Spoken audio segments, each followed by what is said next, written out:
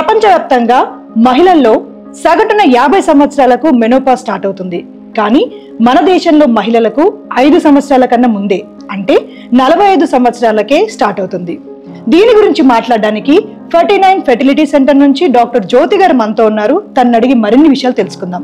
So evidence ప్రకారం menopause అనేది మన కంట్రీలో లేడీస్కి చూస్తే గ్లోబల్గా ఉన్న లేడీస్ కంపేర్ చేస్తే 5 years ముందే మెనోపాజ్ మన లేడీస్ రీచ్ అవుతున్నారు. మెనోపాజ్కి ఫెర్టిలిటీకి ఎలాంటి సంబంధం ఉంది? దానివల్ల ఏమైనా డిపెండ్ అవుతుందా? ఫర్టిలిటీ కూడా ఏజ్ పరంగా మనం గమనిస్తే ఫర్టిలిటీ విండో అని ఉంటుంది. ద హైయెస్ట్ పొటెన్షియల్ ఒక లేడీకి ప్రెగ్నెన్సీ అయ్యే ఛాన్స్ యంగర్ ఏజ్లో అనమాట. అరౌండ్ 23 నుంచి స్టార్ట్ అయ్యి ఆ విండో అనేది స్లోగా క్లోజ్ అవుతుంది 30sలో. సో యంగర్ జనరేషన్ అంటే ఇప్పుడున్న జనరేషన్కి ఈ ఫెర్టిలిటీ అండ్ మెనోపాజ్ ఈ ప్రాబ్లమ్స్ గురించి ఏం చెప్తారు?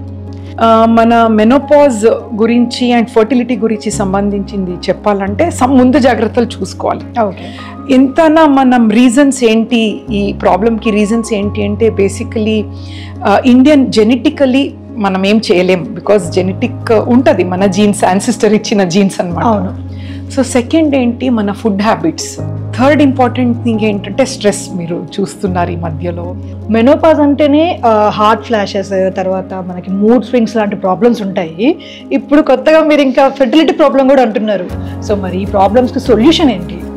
యాజ్ డాక్టర్ ఈ అన్ని ప్రాబ్లమ్స్ ఉంటే సొల్యూషన్ కూడా ఉంటుంది. సో యాజ్ డాక్టర్ మేము అర్లీగా AMH అని ఒక టెస్ట్ ఉంటుంది, ఒక బ్లడ్ టెస్ట్ అన్నట్టు. స్కాన్ చేసి ఎగ్ కౌంట్ చూస్తాం. ఎగ్ క్రయో ప్రిజర్వేషన్ అన్నమాట. ఎగ్ అండాల్ని దాచి పెట్టుకుంటాం లాకర్లో. So it is one good technique అన్నట్టు ఇలాంటి ప్రాబ్లమ్స్ ఉన్నప్పుడు.